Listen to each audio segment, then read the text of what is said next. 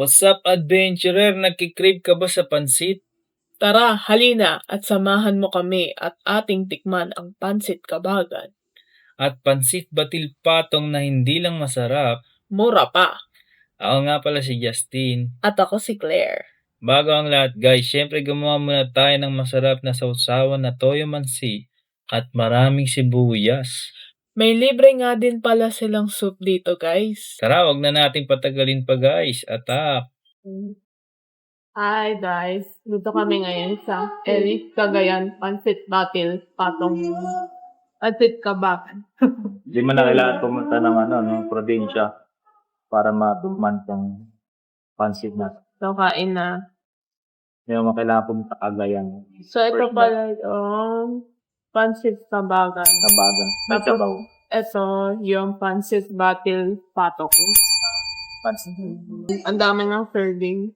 Ano lang, mura lang. Sa halagang Ito. Nabaliktad. 150. 120. First bite ng pansit. Grabe, sobrang dami ng ingredients. May lechon, may atay. May mga gulay. Itlog.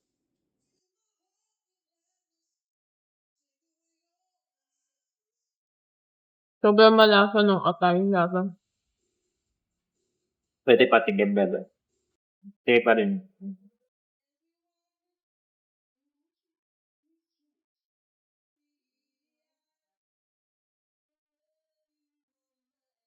Sarap din siya. Pero mas gusto ko itong mas maalam. Ito light lang siya na naalam. Hipan muna. At tinanong nga natin siya guys kung ano yung mas gusto niya. Mas gusto niya nga daw yung pansit kabagan na masabaw at gusto ko naman yung pansit batil patong na medyo mas maalat kaysa dun sa kabagan na light lang yung alat niya guys.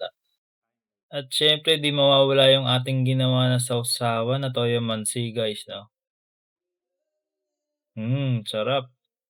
Grabe guys, lalong na-enhance yung kanyang lasa. At kung gusto niyo naman sila puntahan guys, dayuhin niyo sila. Masarap yung kanilang pansit. Dito lang sila sa Barangay 1 Luna Corner, 154 Yoseco Street, Manila. Yun lang. See you sa susunod na adventure. Paalam!